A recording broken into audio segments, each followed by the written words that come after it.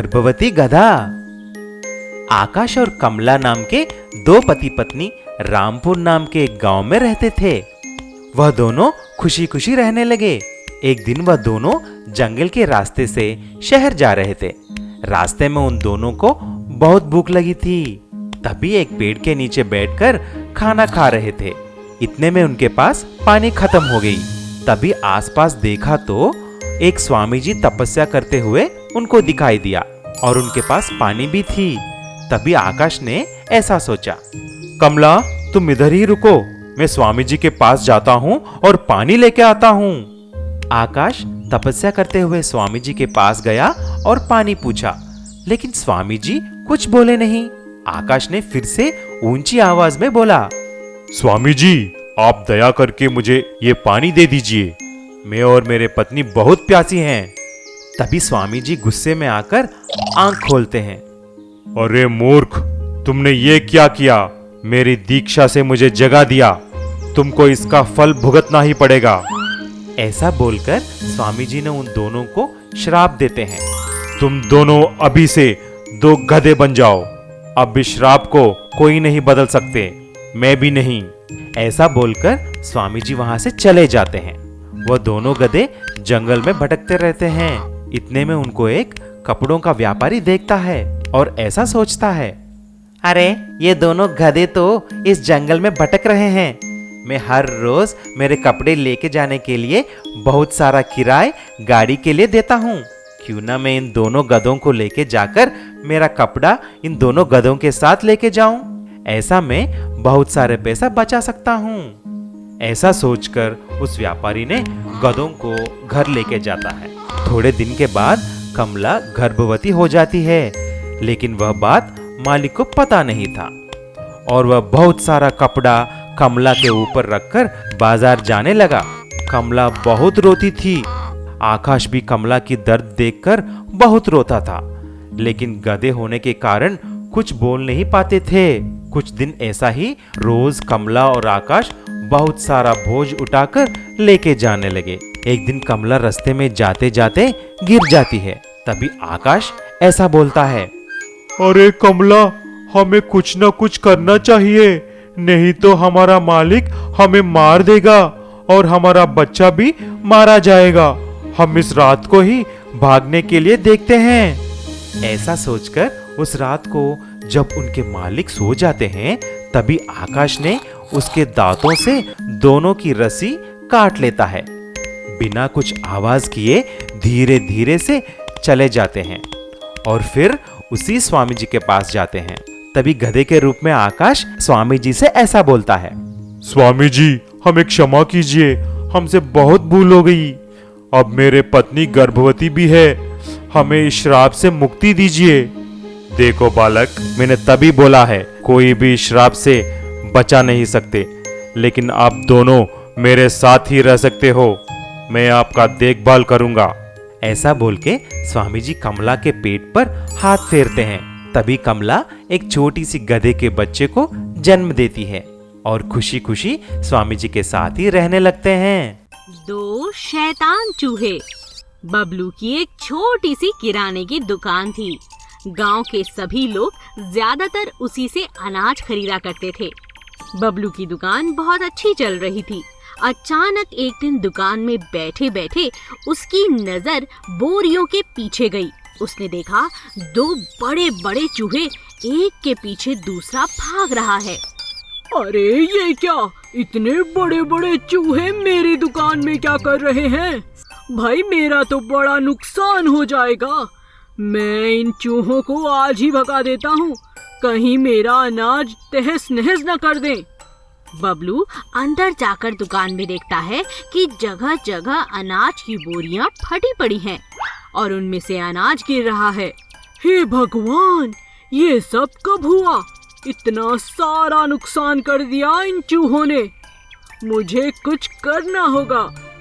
जल्दबाजी में बबलू ने एक डंडा उठाया और दोनों चूहों के पीछे दौड़ लगाने लगा, मगर इस बात का कोई असर नहीं हुआ। थक हार कर बबलू अपनी जगह पर आकर बैठ गया। हे भगवान, ये क्या अनर्थ हो गया। मेरी दुकान में इतने बड़े बड़े चूहे, अरे ग्राहक देखेंगे तो मेरे यहाँ से सामान लेना भी बंद कर देंगे। मुझे कुछ करना होगा। भला इन चूहों को मैं कैसे पकड़ूं? क्या बात है भाई साहब, आप बहुत परेशान लग रहे हैं। अरे कुछ नहीं, बताइए, हो सकता है मैं आपकी कुछ मदद कर सकूं। अरे भाई, किसी को कहना मत, 2 बड़े बड़े चूहे मेरी दुकान में घुस गए हैं। अब तुम ही बताओ, इन चूहों को यहाँ कैसे रहने दूं? आज मैं घर कैसे जा सकता हूँ? मुझे समझ नहीं आ रहा, इन चूहों को दुकान से कैसे बाहर निकालूं? इन शैतान चूहों ने मेरी दुकान की हालत खराब कर दी है। अरे भाई साहब, परेशान मत होइए, मैं आपको एक तरकीब बताता हूँ। तरकीब? कैसी तरकीब? चूहों को बड़े बड़े मोतीचूर के लड्डू बहुत पसंद हैं। आप अगर इन्हें रोज एक मोतीचूर का लड्डू देंगे तो ये केवल उसे ही खाएंगे और आपके अनाज की रक्षा भी करेंगे। क्या कह रहे हो दोस्त? मैं बिल्कुल ठीक कह रहा हूँ। बबलू ने ठीक वैसा ही किया। उसने एक बड़ा सा मोतीचूर का लड्डू चूहों के लिए रख दिया और उन्हें कहा, अरे तुम जो भी हो, ऐसे ही लड्डू रोज रखूंगा। मेरे अनाज की रक्षा करना और जी भरकर लड्डू खाना। ऐसा कहते ही दोनों चूहे आकर लड्डू खाने लगे और एक चूहे ने बबलू से कहा, आपका शुक्रिया, आज के बाद आपकी बोरियों को कोई हाथ नहीं लगा सकता। हम आपकी दुकान की रखवाली करेंगे। हमारे होते हुए आपकी दुकान में कोई नुकसान नहीं होगा।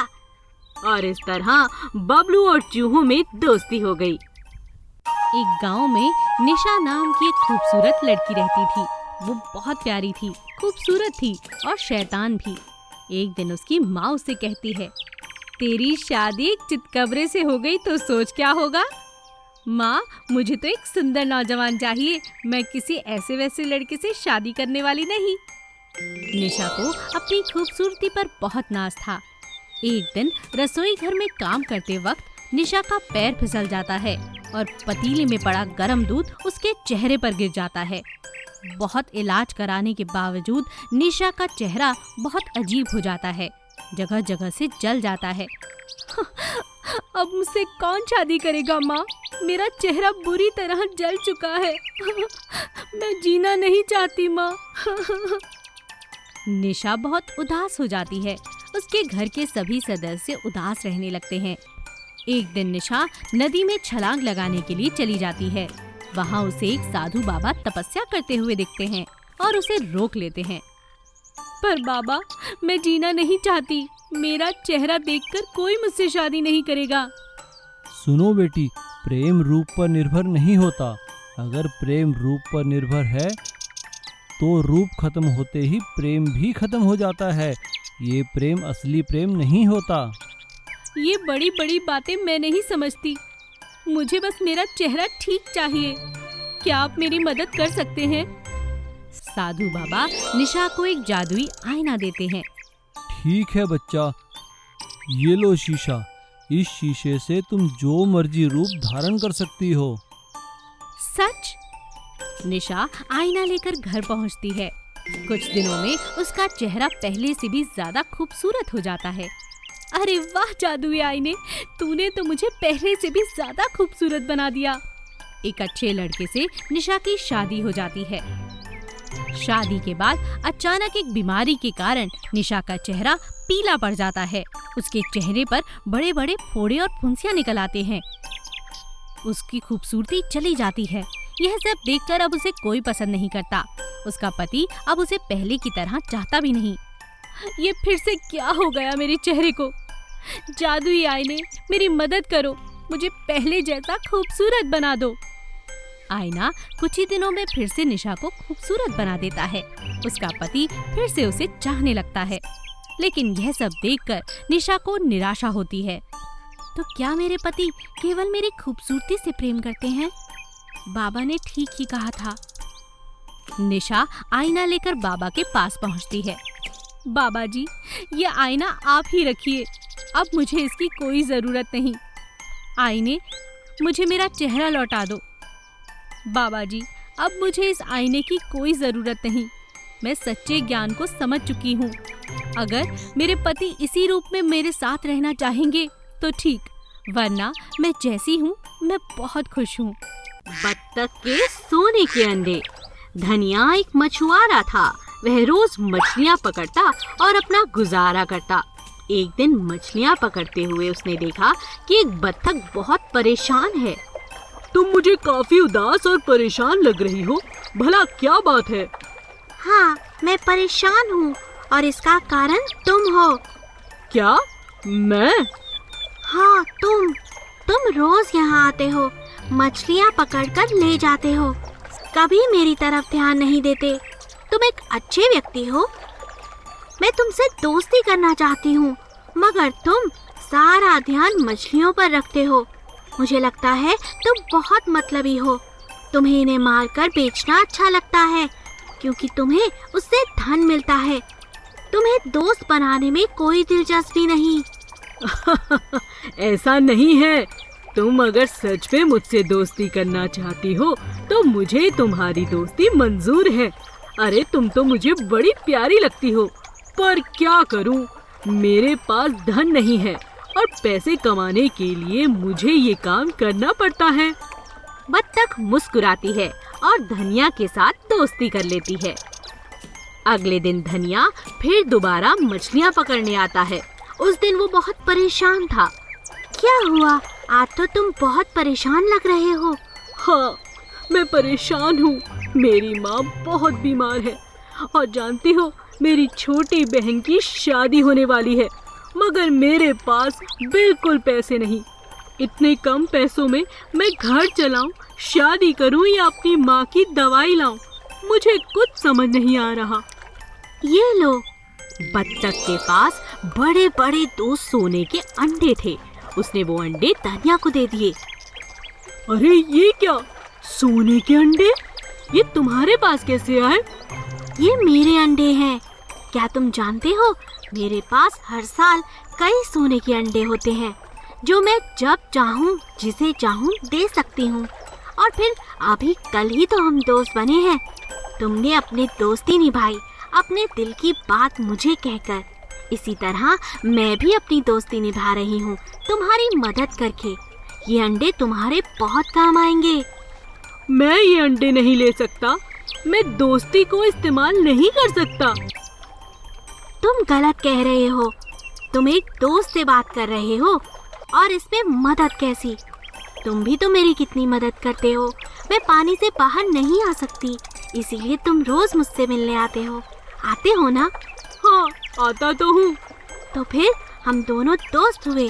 जाओ, ये अंडे ले जाओ और अपनी माँ का इलाज करवाओ और अपनी बहन की अच्छे से शादी करना। मगर याद रहे, कल मुझसे मिलने आना ना भूलना। बिल्कुल नहीं भूलूंगा।